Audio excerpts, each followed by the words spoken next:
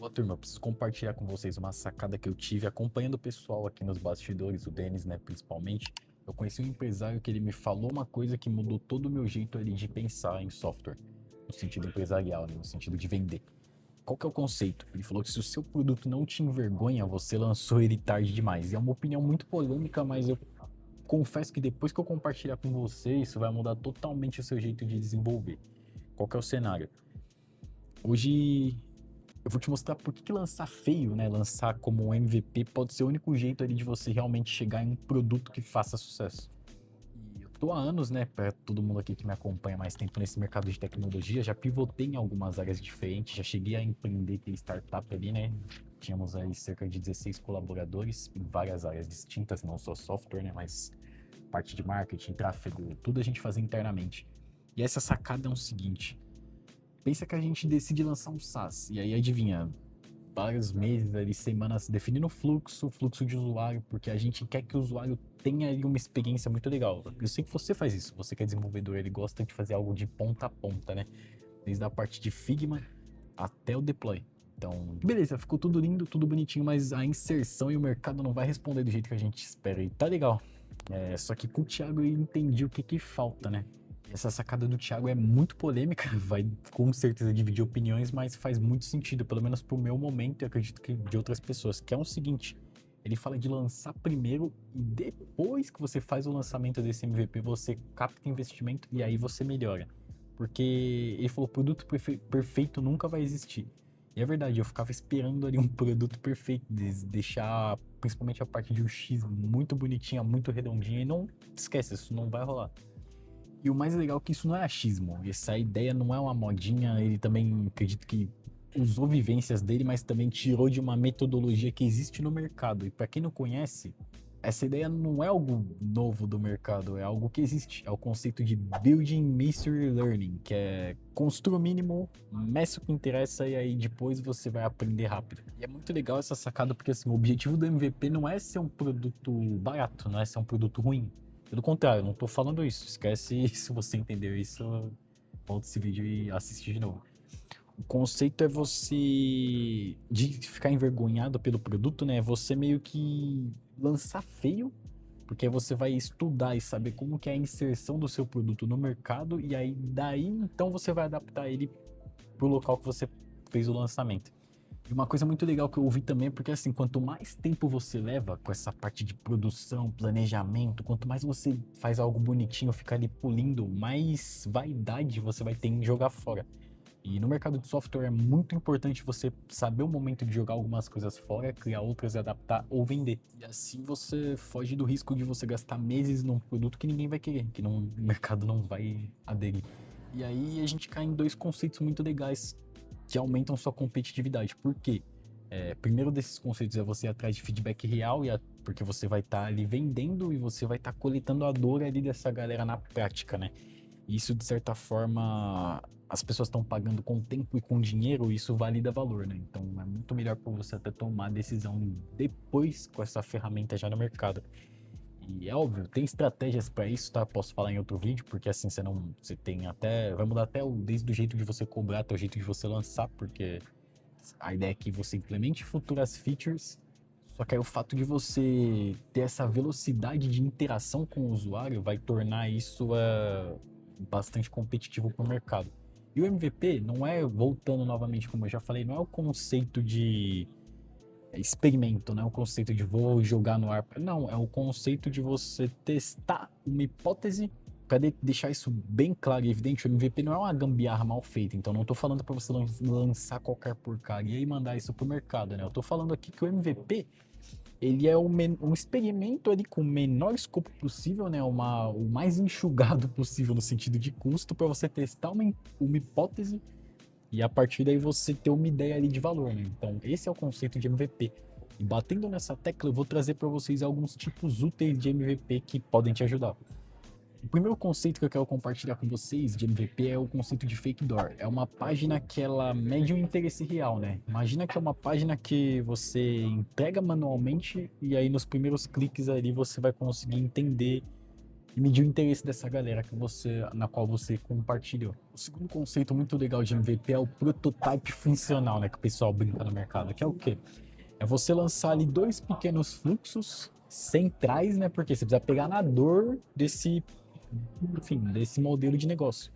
E aí, a partir de você indo nessa dor, você consegue ali consolidar relatórios em cima disso. Porque assim você não vai, não tô falando de lançar aqueles dashboards premium, nada disso.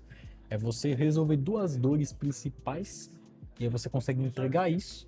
Você já vai precisar de um time para suportar essa solução, né, para manter ela no ar e aí você já consegue, enfim, trabalhar com modelo de licença, recorrência de cliente, e eu posso falar disso em outro vídeo novamente.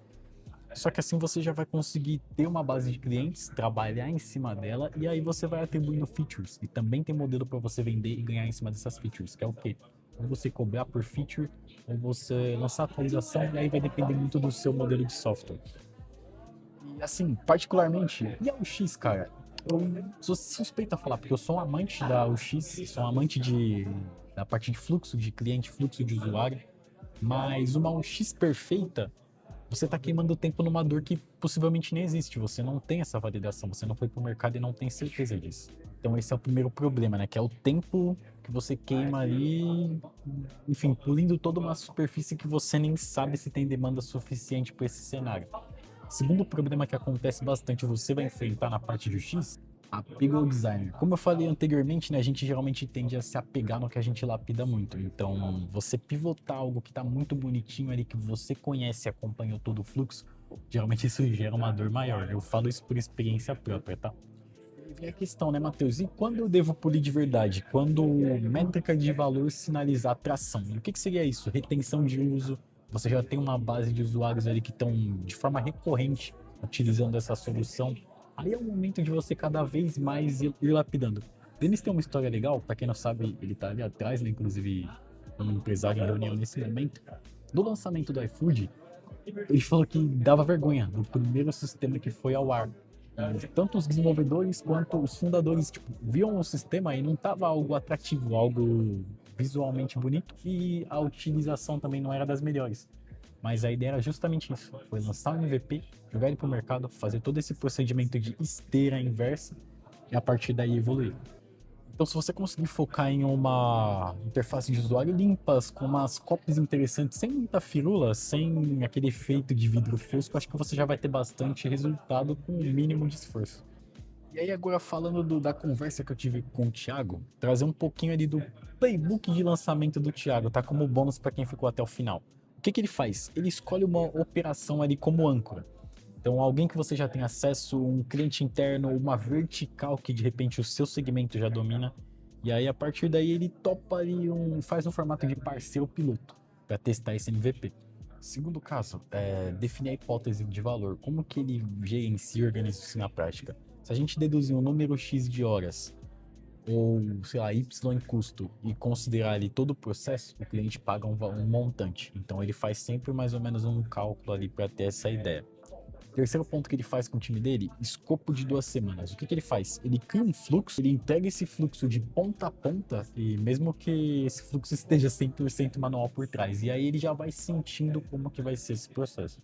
E tem uma frase que ele fala bastante que é interessante você aplicar: dinheiro é o feedback mais honesto. Ele fala que o preço de início pode ser um piloto, pode ser um desconto.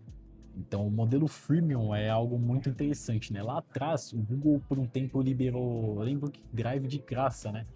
E vários institutos, universidades que tinham muitos documentos hospedaram ali e começaram a armazenar arquivos em larga escala. Depois eles começaram a cobrar. Então, o Drive hoje é cobrado, se você verificar o Google Fotos é assim. E o conceito de IA, eles estão fazendo a mesma coisa, né? A galera geralmente implementa um freemium, igual o Spotify ali, e depois começa a oferecer planos e te limitar ali, de certa forma, ao que você comprou. O quinto, que ele faz bastante, você precisa aplicar no seu negócio, é ritmo de melhoria contínua. Como que é o processo? Além do que já está rolando, ele pede uma melhoria por semana. E a ideia é uma melhoria que trabalha ali na métrica, né? Que uma melhoria que gere aprendizado e não uma pura vaidade. Então ele quer algo que realmente que traga novas funcionalidades. E o sexto e último, que ele faz bastante, reinvestimento de toda a receita do MVP. Isso é bastante importante Detalhe, tá? Tomem cuidado, porque quando a gente fala de reinvestimento, tem reinvestimento na ferramenta, no time e em outras coisas. Então a ideia é você calcular, né? Para você conseguir fazer com que volte para licenças, para time, para principalmente suprir os pontos que dói. E aí sim você reinveste em um X, que aí é o momento. E sétimo e último ponto. Aí beleza, Matheus, como que eu vou saber se esse fluxo está funcionando, né? O sétimo ponto é a linha de corte. Ele pega ali um torno de 4 a 6 semanas e aí ele define uma hipótese de valor. Se isso não for confirmado de acordo com as pesquisas e o modelo que ele montou, ele mata isso. Sem culpa, ele recicla ou, enfim, virou aprendizado, mas de certa forma ele criou todo um processo. Agora falando um pouquinho das métricas, né? Quais são as métricas que realmente importam para o MVP? É a primeira coisa, ativação. Como que é a ativação? É para a gente tentar meio que definir a porcentagem de usuários que ser a porcentagem de usuários que complementam ali o fluxo mínimo, tá? É importante deixar isso bem definido. O tempo até você sentir que, enfim, eu digo operação, tá? Sentir benefício concreto naquilo. Então, por exemplo, uma tarefa que a gente antes levava ali 2 horas, agora a gente tá levando aí 5 minutos. Então, você conseguir metrificar isso é muito importante.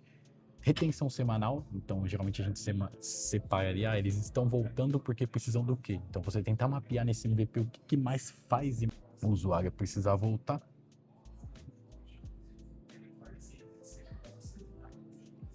Expansão de usuários, então seja por usuários pedindo mais assentos, né, mais espaços, mais licenças, ou usuários pedindo novos fluxos, que pode ser uma coisa muito importante, porque às vezes você lançou um MVP com um intuito, os próprios usuários encontram uma outra utilidade que às vezes é muito melhor do que o seu time gastou horas ali projetando e planejando.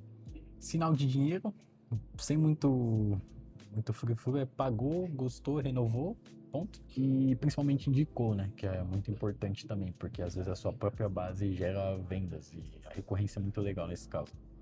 E aí nesse momento é legal ignorar pixel perfeito, designers sofisticado, robustez de sistema é muito importante, porque quanto mais simples esse MVP for, mais inserção vai ter. Então quanto mais fácil é melhor. Depois você enche de coisa, né? Tem muito sistema